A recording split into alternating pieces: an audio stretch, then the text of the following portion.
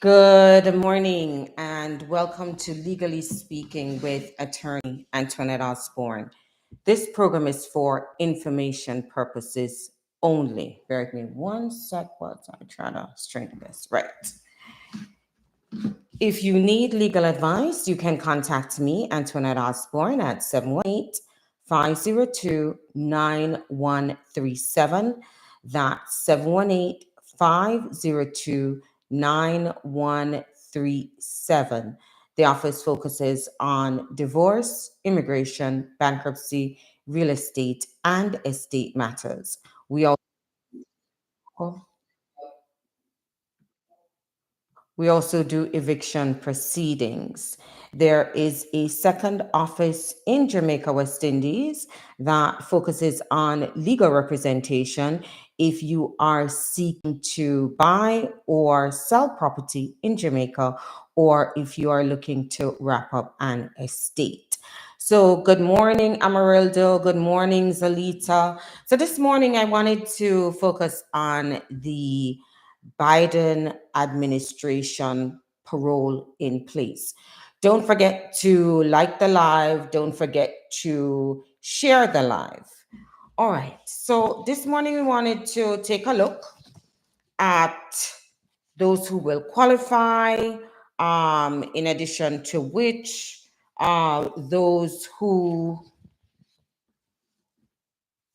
will benefit with the restrictions of it, and also the derivatives that are involved in that they can also apply. All right, so the proposed parole in place is going to hopefully be put into effect in terms of the rules and later on the whole application process within the next 60 days.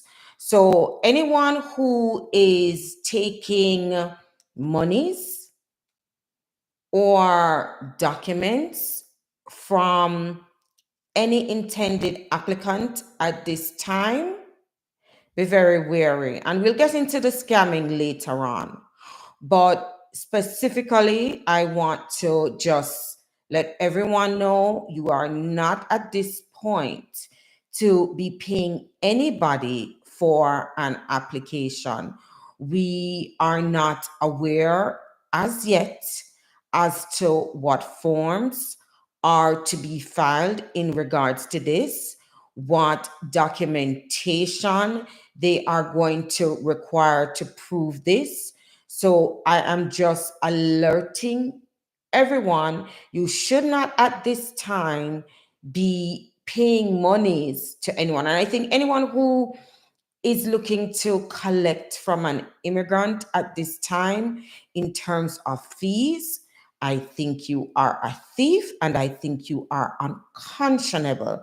No one knows at this time the sum, the fees that are going to be charged. So no one should be collecting monies. So just tuning in, we will be focusing on the Biden administration's proposal for the parole in place. Now, at this point, the regulations have not come out. We just have a very surface requirement as to what is going to be needed in order to apply. So, in essence, we just have the basics, the details of which we are not aware of. So, no one should be paying monies to anybody at this time. And as I said, we will get into the scamming later because we all know that the scamming is going to happen, right? All right, so I am just saying this so you can hold on to your pockets and not waste monies as no one knows. And the other aspect of this is we don't know of the potential lawsuits once it does come into effect that may occur. All right, so at this point, he has provided the executive order. And I'm just going to go over the requirements this morning as to who qualifies to file. So let's get into it. All right. So what's the purpose of this? The purpose of this is just to allow pathways for legal status for people who have been here for years and they did not enter right, and they want to be able to regularize their status. He's trying to allow mixed households where you have some people who have legal status, specifically US citizens only, not green card holders, US citizens only. And they are in a household where their spouse does not have any form of legal status. So in essence, you have the legal spouse and the illegal spouse in the same household. So he's really just trying to regularize the household so everybody in the household can have legal status. One of the things is the main focus is to benefit people who really have been here for years, and they're anticipating people who have been here for like 23 years plus, right? So it is to benefit people who they're here for years. They probably don't want to do the provisional waiver. They want to pick up here. They're afraid of going outside the country to pick up. So the purpose is to unite these families in terms of regularizing the illegal alien status. So for those of you who are just joining us this morning, I am going to be focusing on the Biden administration's parole in place. Don't forget to like the live. Don't forget to share the live. The information may benefit someone who would qualify for this relief, right? And as a reminder, you cannot apply for this now. They have not decided which forms they are going to be using, or if they're going to implement a new form, and they have not decided on the fees. So just a word of caution to someone who is looking to run to give fees, pay fees for this application where nobody knows the fees, nobody knows the forms. We kind of have an idea of the documents, but the actual rules have not come out as yet. So I'm saying this as a protective measure because I know the drunkards are just in the air circling, waiting to act as parasites and to start collecting people's monies. All right. What are you gonna get, right? This thing just came out. It's brand new. So we can just give you the information as we receive it. The parole is going to be for 3 years. Now, how this parole serves to benefit you is that you can use this parole once you are able to get a favorable exercise of discretion and your application is granted. You can use this parole in order to apply for your green card, right? Because if you've listened to this program, you would have heard on past shows that in order to adjust your status here, you have to be inspected, admitted, or paroled. So now it is you're going to be able, once you qualify, to get this parole and you can adjust your status in the United States. So this is why this parole is so important for those of you who are afraid to apply for the provisional waiver. You may not have been able to qualify for the provisional waiver, but you can qualify for an adjustment. This is the window for you to apply for parole so you can ultimately seek an adjustment of status. What do you get? Once your parole is approved, or we're not even sure, let's hope we can do it simultaneously, that you can apply for the parole and the work permit at the same time. However, the regulations are not out as yet. Once everything is deemed finalized, then we will know. But the benefit of this parole is that it allows you to get a work permit, right, for up to 3 years. And this is what a lot of people have been hoping for. They can now come out of the shadows and they are able to work legally. So, this is one of the benefits of parole in place. You get to get a work permit, right? Now, this applies to married people who are, in fact, eligible, right? And we'll get into that in a moment. The emphasis is on married couples, right? So, for those of you who sat in a home for years, fattening fowl for mongoose, yeah, and you claim this partnership, or you like to claim common law status. If you live in New York does not recognize that, right? This is why you hear me all the time encouraging you. Marriage is important. Stop staying in that house. Why buy the cow when you get the milk for free? It is something that I emphasize all the time. With marriage, there are economic rights. And we're seeing not only economic rights, we are in fact seeing now immigration benefits in any form of executive orders that come out. So, for those who sat for years in these homes with these people who you call your partner and you are not married, this is a concept I cannot understand. Living together and you are not married. I saw my parents being married.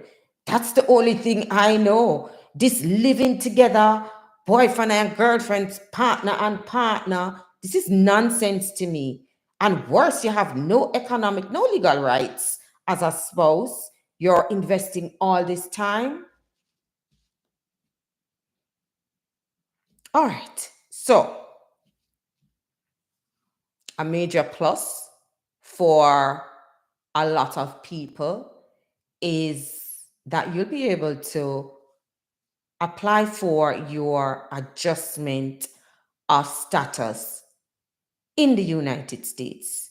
So you don't have to leave. And this is a benefit to a lot of people who are absolutely terrified of leaving as a result of they're not sure what's going to happen at the embassy. Bear with me one second.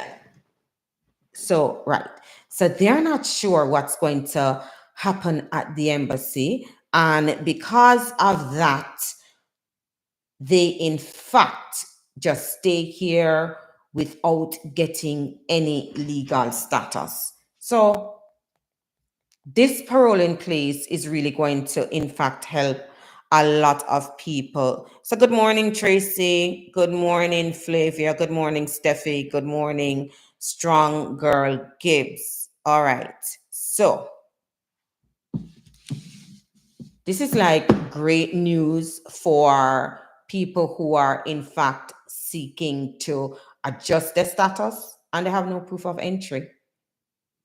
This is just going to wipe out the need for a provisional waiver for those spouses of US citizens who had to actually pick up outside the country once they qualify for the parole in place, as many people would in fact prefer to pick up in the United States as opposed to going outside at the embassy to ultimately return as a permanent resident, right?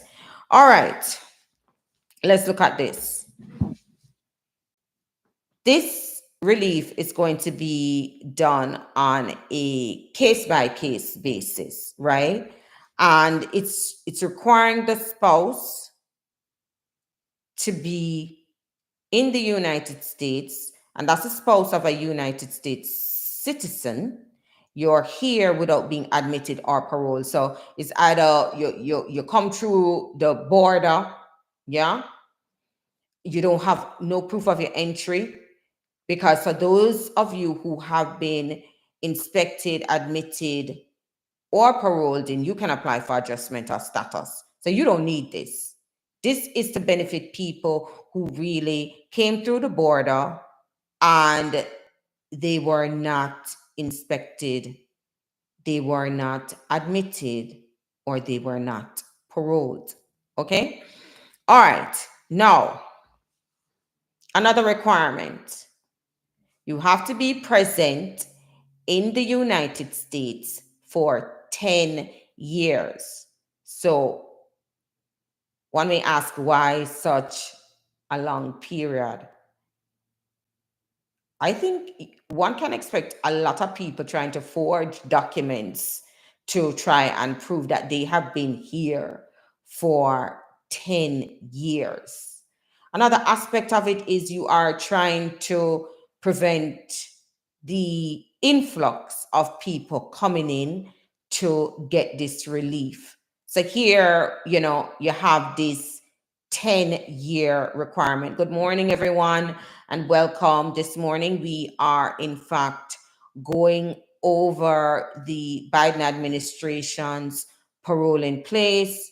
Who does it benefit? What can you get from this new executive order as immigrants? All right. So you have to be in the United States for 10 years as of June 17, 2024.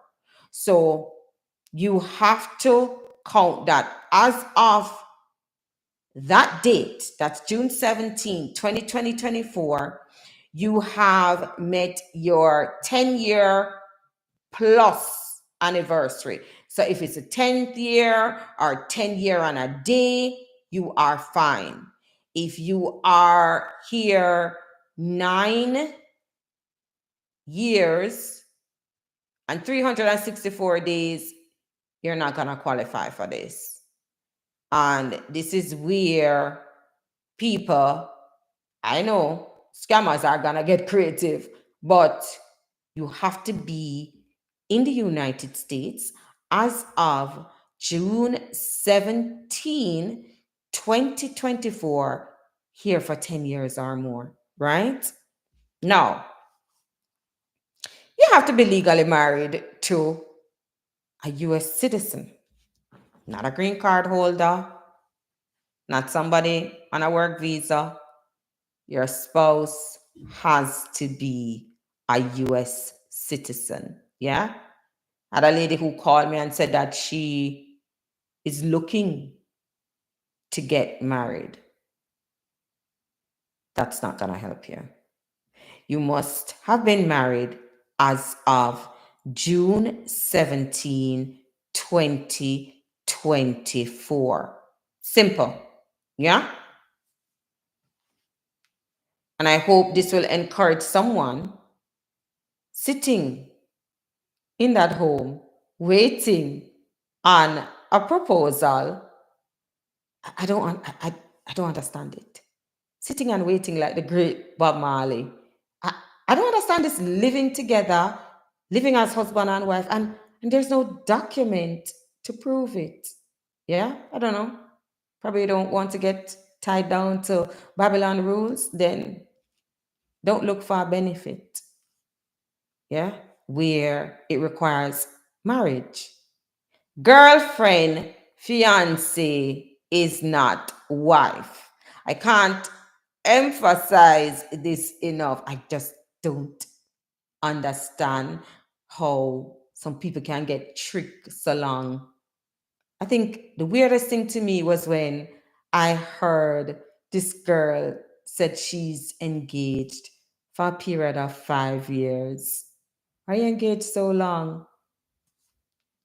Is your spouse at a bus stop? You're not the right bus, so he's waiting on the right person to come, and just to shut you up, him get a engagement ring.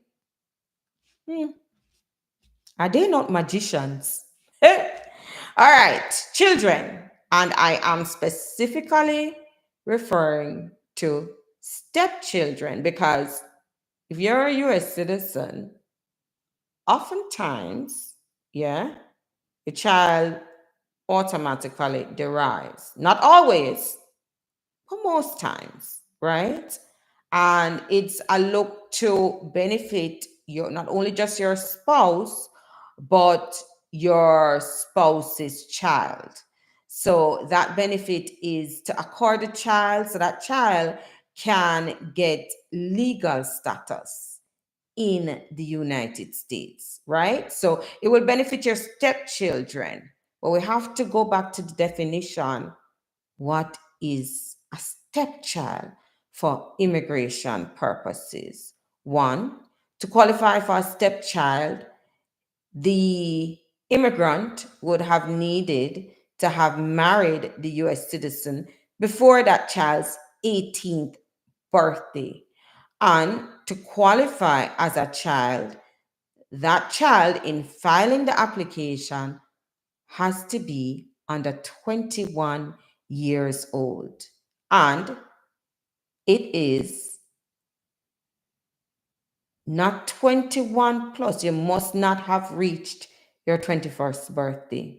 All right. So when the citizen is in fact filing for the child, that child qualifies for a child in that they are under 21, right? So you have to file for your parole in place. Having filed the parole in place, your next step is to file for your adjustment of status in order to get the green card. I think this executive order, if it's not the subject of a lawsuit, if there are no stays, if people can just go ahead and file the application, it's really going to benefit a lot of people. It's sad that they did not include green card holders in this, but the reason why green card holders cannot be included in this is that in order to adjust your status, you have to be an immediate relative. An immediate relative is a child under 21, a spouse, or a parent. And sad enough, parents were not included in this. It's just the spouse and the stepchild. All right, so here are some additional things that are going to be taken into account. So if you're just joining us, we are going over the Biden's administration parole in place, the requirements, who is going to benefit. So let's look at some of the restrictions because in every exercise of discretion as to whether or not immigration is in fact going to grant any form of status, you do have restrictions. Not everybody qualifies, and that's just the reality of it, right? So, in speaking, let's kind of take a look at where there's an issue. So, if your character, you, the person, you are a threat to public safety or national security, you're not going to get it. Yeah. So, as with everything, your criminal history will come into play. Yeah. You must be eligible for an adjustment of status. Caller, you are on the air, love. Good morning, Miss Antoinette. How are you? I am good, my darling. How can I help you this morning? You're on the My live. question this morning is I have a friend of mine who went in for the medical and the interview, However, on the day of the interview, they were told that the medical um, did not come over from from Andrews, I Okay. want to know how, if you have a time frame of how long before they send over the medical. I will tell you this, and I will tell you what happened to one of my clients. And this is why I keep emphasizing in Jamaica, they need more than one hospital to do these medicals. I have a client who was told his medical was in fact sent over. And he did his medical from April. We can't hear anything. Yeah? So we sent him back to Andrews just to realize, having been told it was sent over, that they did not send it over. And this level of incompetence is amazing to me, because you're going to let the man's medical just sit and just languish in your office. In any event, he went back, and the medical, according to them, has now been sent over. So at this point now, a certain level of paranoia has caused me, for all my clients, just please go back and check that they have sent it over. In terms of processing, I think the embassy says give them 60 days to process the application. Yeah. And this is why we became suspicious. You really have to, I don't know, engage in a Bakramasa mentality where you have to ensure that it was actually sent over. One of the most annoying things to me is the consular officers, because of the backlog with Andrews, are not getting your medicals are scheduled after your interview. So that means you're going into your interview without the benefit of the medical, where the officer, if your file is such that it really merited a favorable exercise of discretion, could have made a decision, then you are delaying that consular officer's job, because you have to go to and do your medical after, right?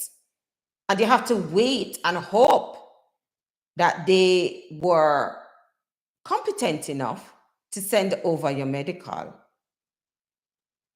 So I encourage people to be on top of Andrews to ensure that their medical has been sent over, in light of what happened to my client being told that it was sent over and it was not. Yeah. So he sat for nearly 2 months thinking that, having been told the medical is there, that the medical had in fact been turned over to the embassy. Yeah. I'm just speaking from my experience, nothing else. All right. So I would say give it approximately 60 days. Yeah.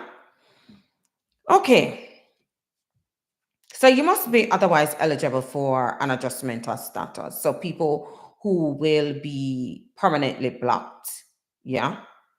From adjusting status, where you can't get a waiver for certain things.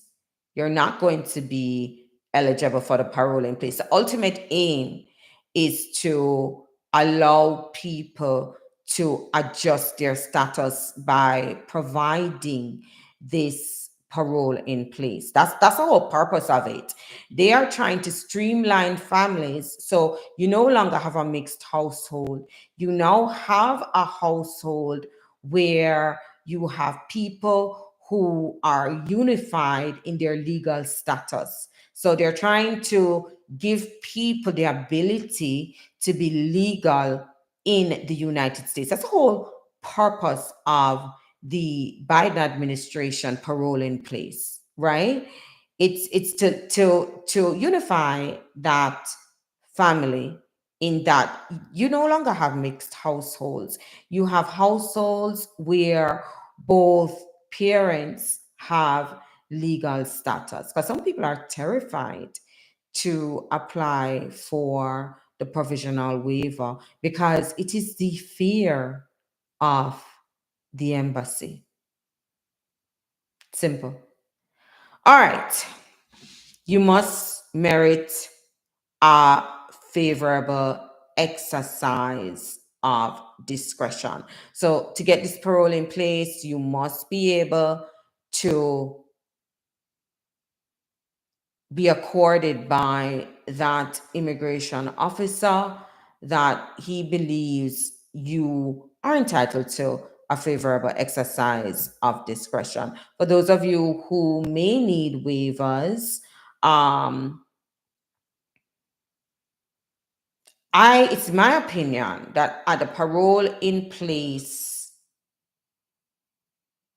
application, if you're eligible for a waiver, I don't think your parole in place should be denied where there's a possibility that for some indiscretion in your past, you are now required to apply for a waiver. I'm hoping for those people who are going to need waivers that they still allow them to get the parole in place.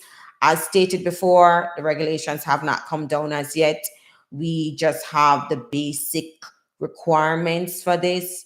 The government is giving themselves about 60 plus days because they're hoping that these applications can in fact come to pass by like the end of summer, right?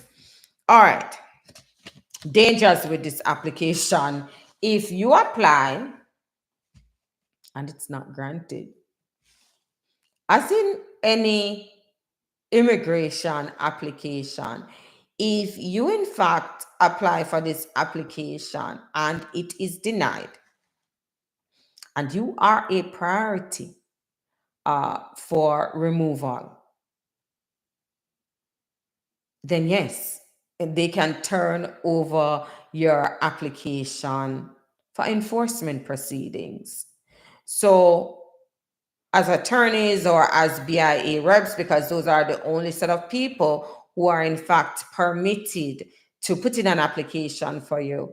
The applications have to be scrutinized because nobody wants to put in an application for someone and they get turned over to ICE. I have had some people who have come to me and I absolutely would not put in that application because nobody I waterfall upon me. Yeah, me serious like that. But don't care if you're vexed, you can always go, you can get a second opinion, but not my office. Yeah. I really don't want, I want people to come back and say, hey, you helped me, not that you harmed me. All right. Now, so if you are in fact a threat to national security or public safety, right? Yeah. You're going to get detained. You're going to get removed. You're going to be referred to federal agencies. Yeah? For further vetting, investigation, or prosecution. Step aside. Let's step aside. I do bankruptcy, right? And let me tell you, as a practitioner, let me show you how I knew bankruptcy was extremely serious in filing. And in filing this application, one should not do so lightly. I will never forget the day I was in a 341 meeting and I heard the trustee questioning the debtor. And then he said, so you submitted a fraudulent mortgage application. You didn't even qualify for this mortgage. How is it that you got this mortgage? And he referred that he was like, I'm gonna refer your case to the US attorney for prosecution because this is a mortgage fraud. Well, you have to understand when you go before the court system, right? And you, in fact,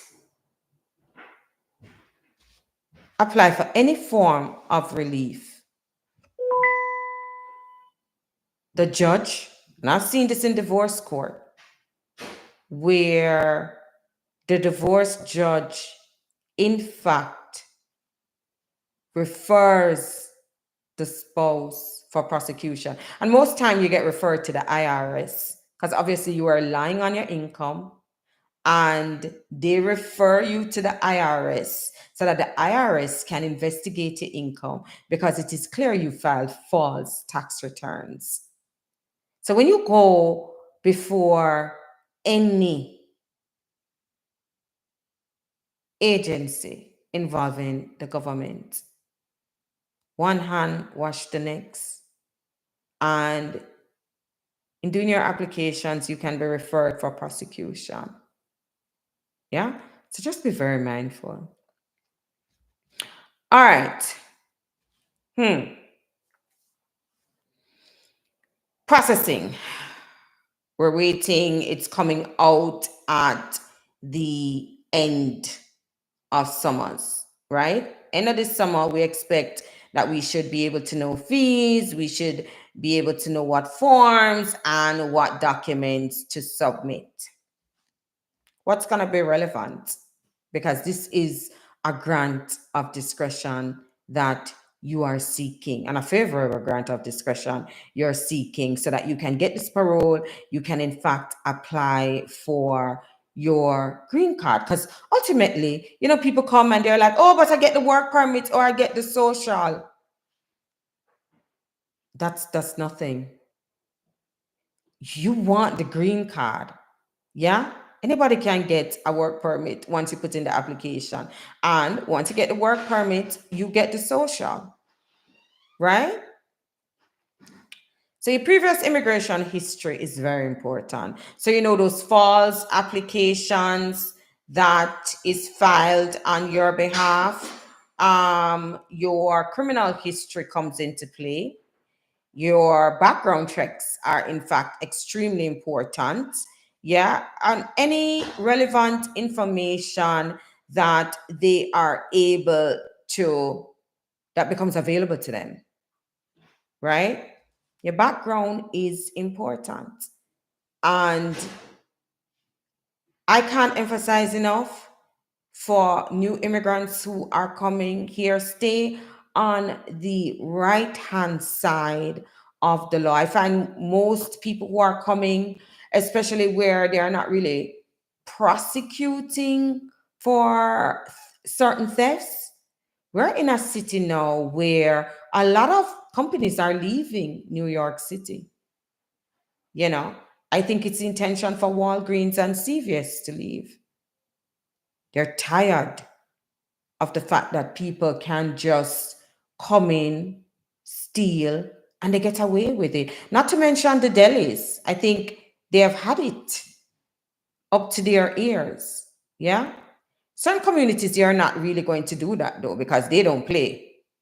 Where the law will not take of you, they will take care of. They're going to exercise street justice on you. So for new immigrants who are coming in, I'm going to encourage you, don't go into these places and steal. Insane. I think all these stores, when people steal, should take people's picture and post. I think you should have a website on this. Yeah? This is ridiculous. Who is raising you? You're going into people's place of business and stealing. No, sir. All right. Another set of people who will benefit from this are the DACA recipients. They're trying to make it more easier for them to be able to get jobs, and also other dreamers, because not every person who was qualified for DACA applied for DACA. And we all know, because of the lawsuit, the new filers who failed to file when it was open, I think the rule is they'll take the application, but it's not going to get processed. So you have dreamers here, and it's good. And this is where people who prioritize education, and you have a lot of immigrants here. I didn't even know that you have some programs where if you have no status, some colleges, I'm not sure if it's from the colleges or private donors, they're actually assisting people to get scholarships, right? Because what you have to understand, an educated population is a stronger population, right? Especially encourage young people get into STEM. It may be a little bit challenging, but get into STEM.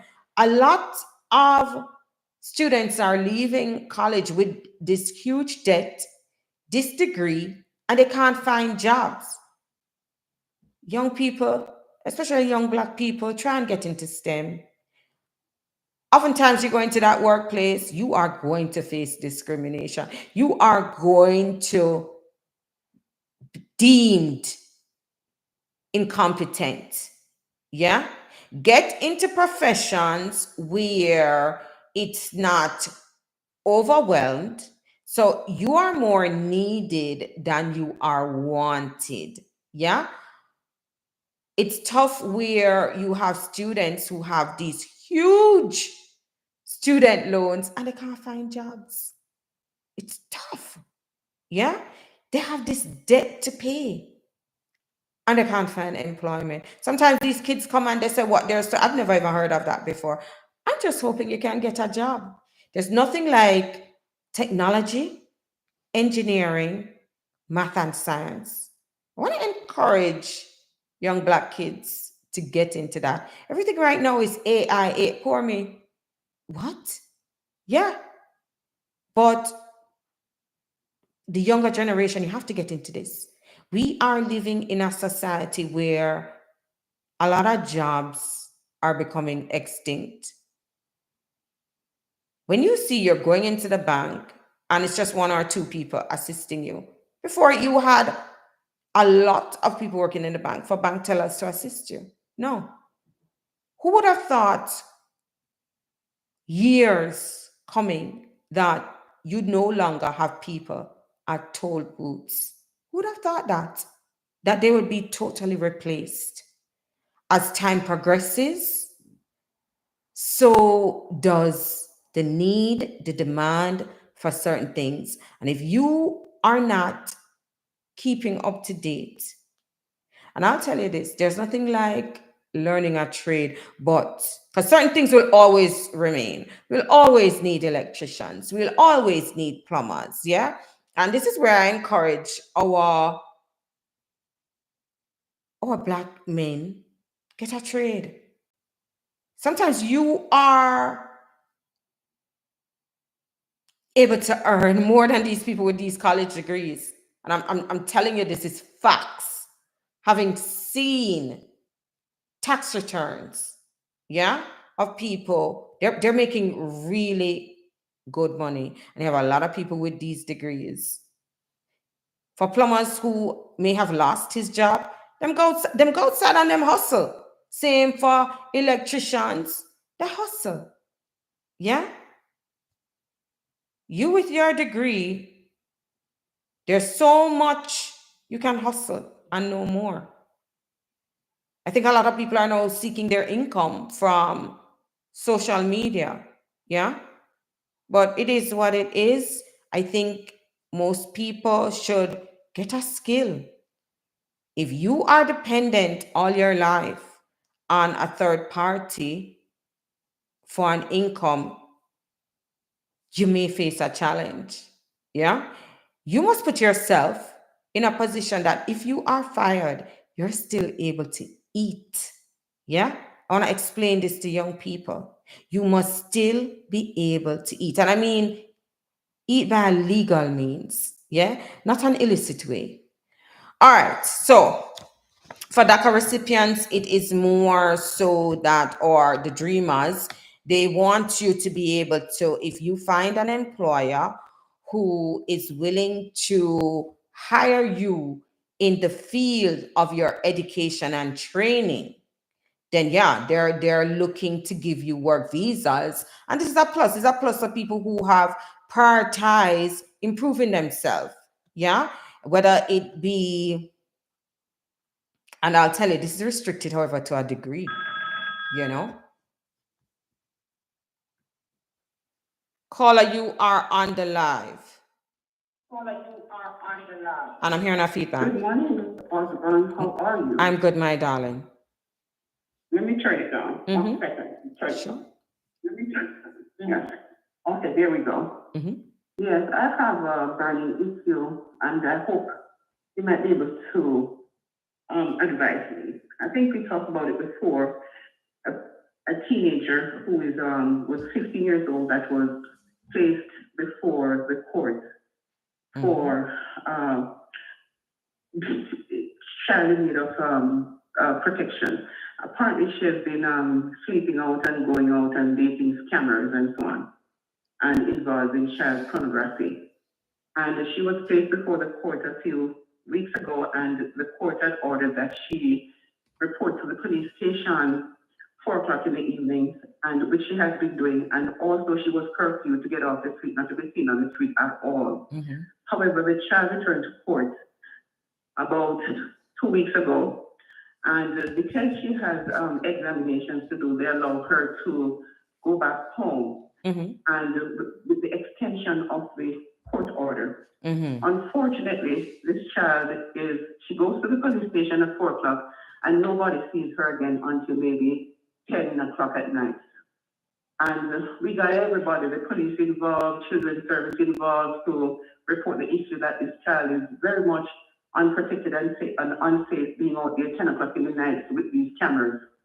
And the children's service told me that the police cannot do anything because of what the law says. The only thing they can do is to try to get her back before the court, which her court date is the 10th of July. Mhm. And, everybody's blood pressure is going up because it's very sad. How do you go to sleep when you know your child is out there with forced cameras?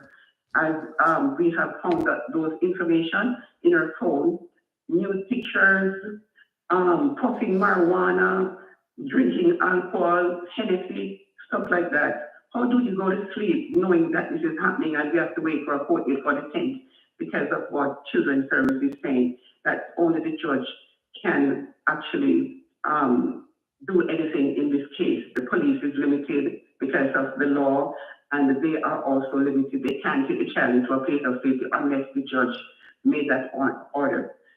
Can you please advise, please? All right. So Thank you. you're very welcome. All right. We're in an age where even in Jamaica, everybody's running to file suit.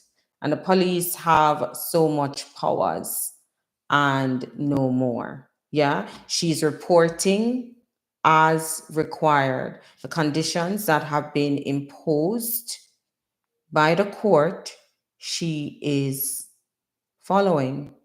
So the police, if she's not breaking and she's not in breach of the court order, the police is not going to get involved as their hands are tied. This child has been through some form of trauma, and from how it seems to me, it's only getting worse with her. And I truly empathize with the father when she gets here. She's going to be his worst nightmare if they are not, because if she's only 14 and she's acting like this and they can't control her, Yeah. And I truly believe this child is a product of molestation. She's only 14. When you see your children being so sexually promiscuous, it is often because they have been sexually molested. Personally, I don't know. I empathize with a judge. And this is why I could not ever take on such a role. I would lock her. I would lock her up. Obviously, she doesn't know what to do with freedom. Yeah. So I would detain her. Yeah. But this is why people like me can't take that position. I don't have time for the nonsense. And I truly, truly believe when she gets here, because her father is filing for her, he is truly going to have a hard time. And I truly see him becoming frustrated and this child resulting in him getting arrested. He's going to have a warm time. Yeah. And if they don't nip this in the bud before this child gets here, it is going to be such a disaster. Everybody is reaching out, everybody's doing what they can to provide a support system for this child. She's not obeying. Police hands are tied. Yeah. If they try and hold down this child, then children's services is going to come in on them, how they're abusing her. It is what it is. I, at this point, I don't know what to tell you.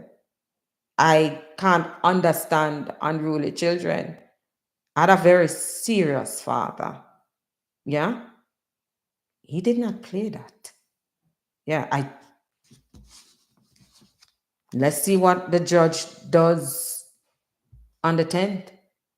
But the police are not going to put themselves in a position where all of a sudden they're being sued.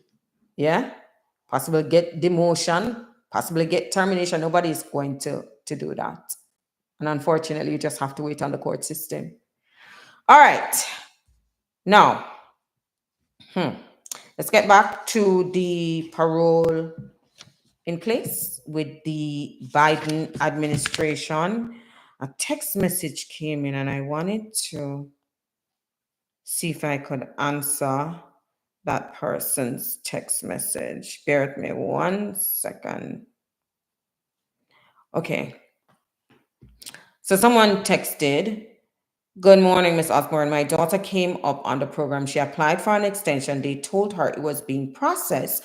However, they didn't get back to her until 2 days after her permit expired. She has been communicating with them via email. She is still here. So my question to you is, I am a citizen, so I want to know if I can file for her." All right, I don't know how old your daughter is, but if she came up on the program, if she is over 21, she's not going to be able to adjust here during the time because what you have to understand is where you are not an immediate relative. If you're over 21 years old, then you are in a preference category and you are treated as if you are outside the country. So they process you to be interviewed at the embassy, right? And because of that, you don't get a work permit in the meantime. The adult processing for US citizens for their adult children is taking, I think, approximately 8+ years. So she's here waiting all this time. So yes, you can file for her. I would recommend she goes back. You didn't say what happened to the extension. It seems that probably it was approved, but no, her time is up.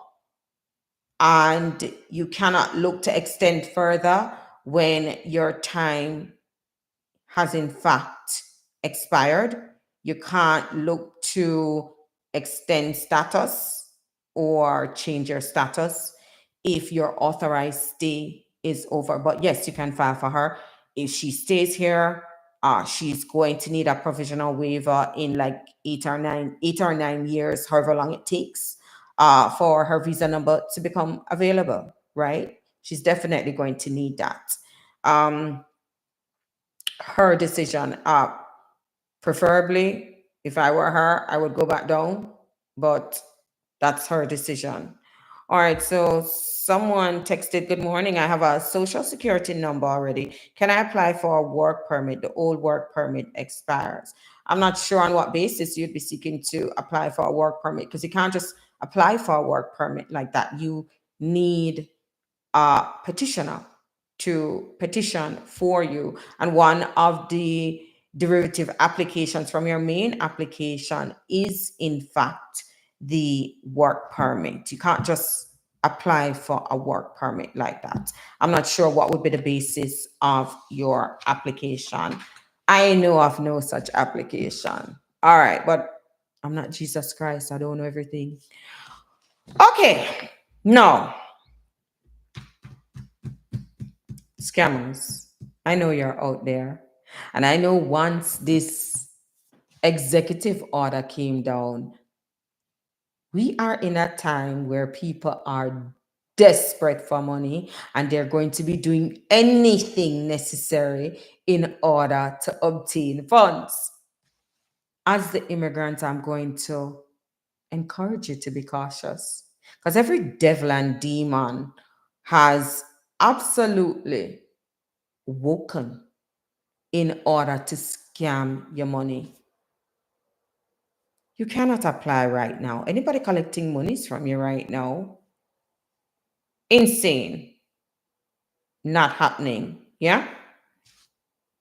Don't pay any money. Don't turn over your documents. At this point, the regulations have not been out, and they anticipate that this will come at the end of summer.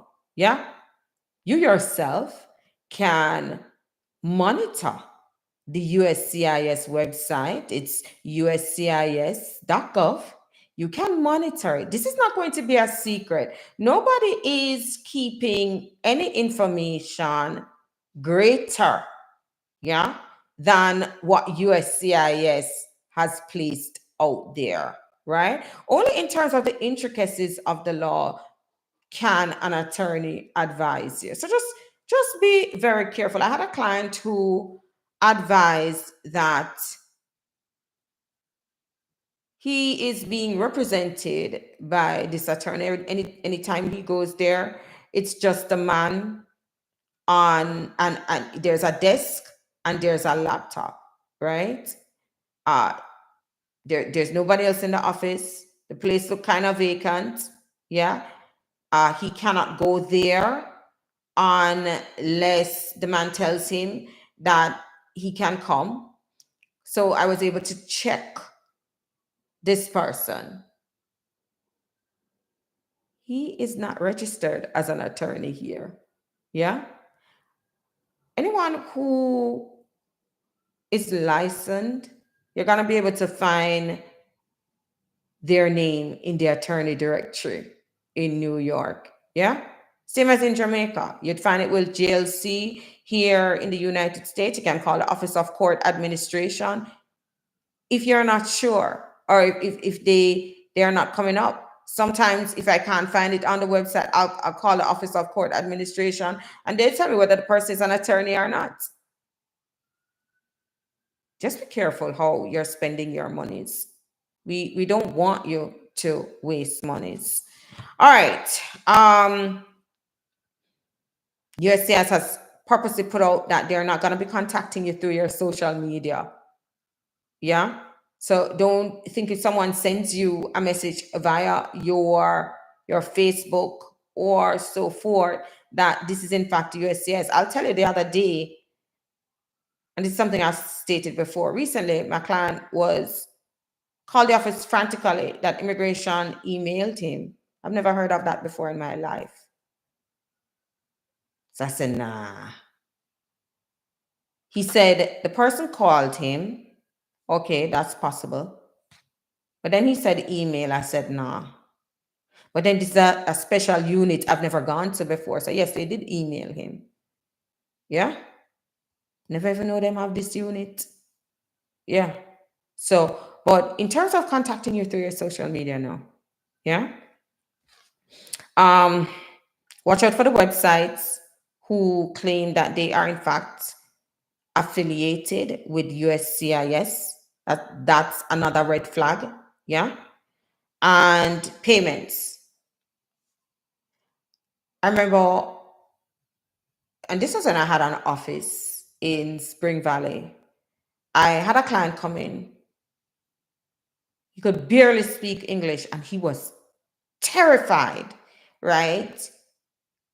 He didn't have any papers, and the person called and said that they know where he lives, and this has to be, he had registered for something at the library, and they're able to provide him his address and everything. So he really thought it was legitimate. And this is where you have to be careful, because some people will sell your information. And he came and he was so terrified. And he gave me the number to call. And when you call back the number, you hear, I don't even call them much these days because my assistants call for me. But they used to have this music that, you know, it's definitely the government immigration website, right? They always had it.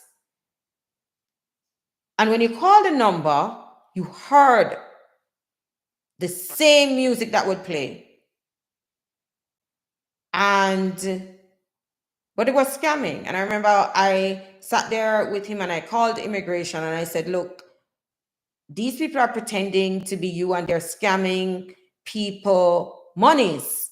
Because they told him he had to send like $500 by like, I think like 5 p.m. the next day. Otherwise they're coming to do a raid. And the man was so scared. Yeah.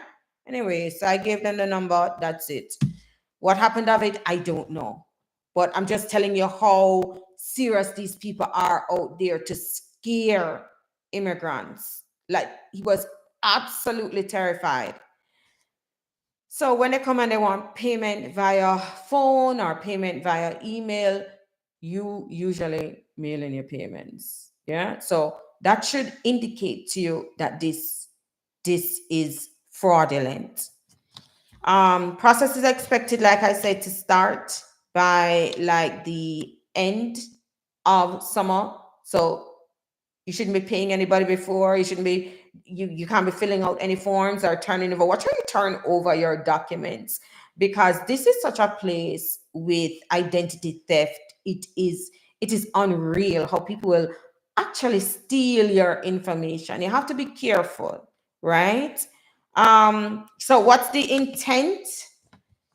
The intent with this parole in place is really to allow people who cross the border, who are here, who have no viable option to adjust status here, and they would be forced to apply for parole in place. It's giving them an opportunity, once they qualify, to be able to adjust here. But remember, you have to, in fact, be married as of June 17 this year.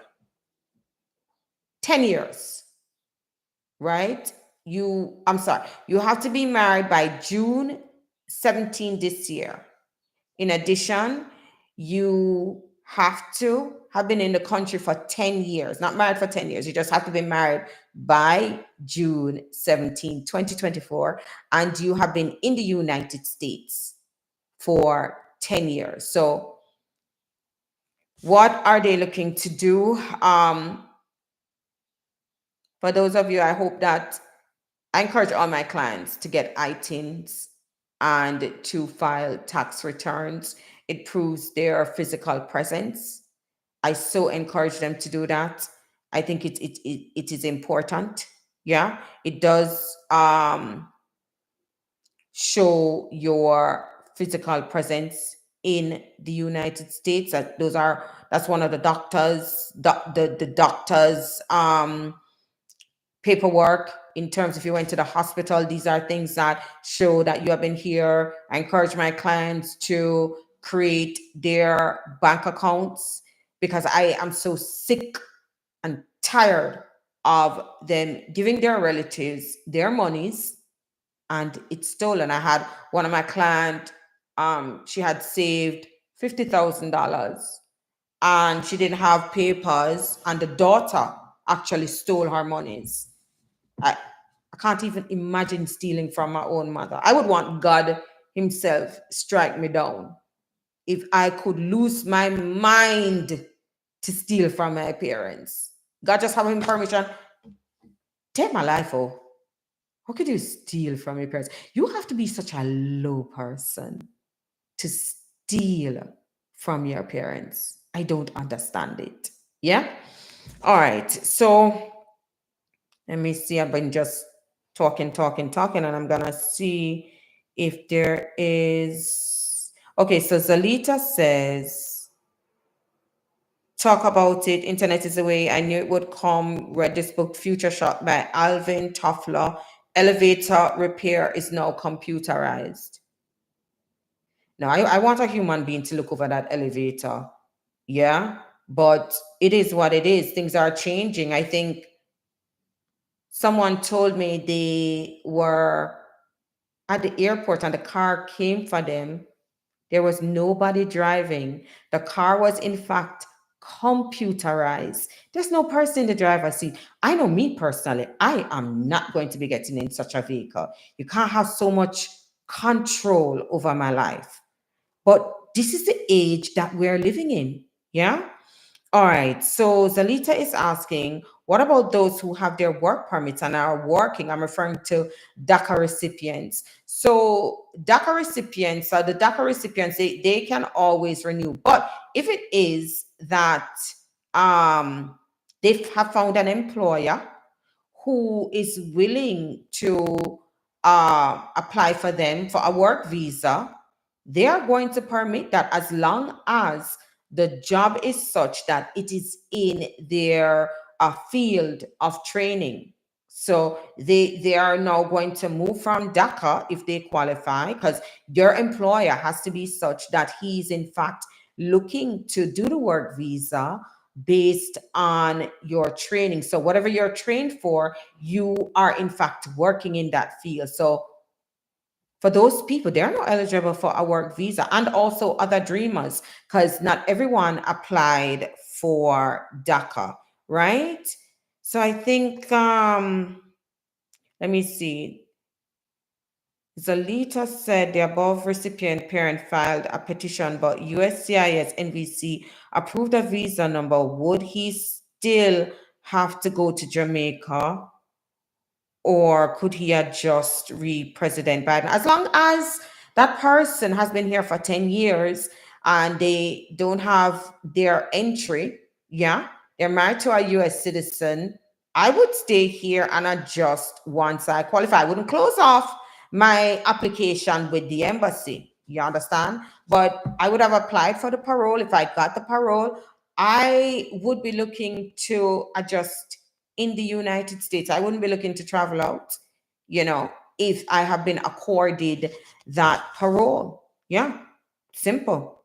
I would not. Let me see. Morning, Madge.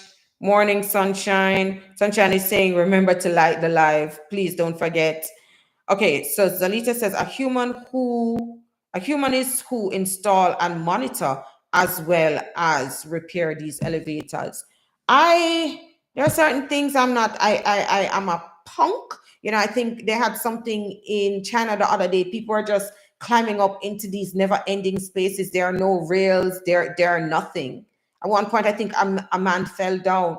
I'm not placing my life at risk. I'm glad for technology, but if I had to choose, when it comes to my life, not just in preparing something, but my life is at stake. For example, those cars that drive themselves, I'm not getting in. I'm not playing with my life like that. Yeah. So that's it. Just to recap, Biden administration must be married as of June 17, 2024, must have resided in the United States for 10 years or more, must have just basically be a border crosser. You weren't inspected, admitted, or paroled, because let's be real, if you were, you would have been able to apply for an adjustment status. Nicola, is there anybody question that I have not answered? I've taken everybody really over the time. So if not, we'll tune out till next week, Sunday. Have a blessed, blessed, blessed Sunday. Be safe, walk good, avoid crosses, yeah? So out there. Take care. Bye.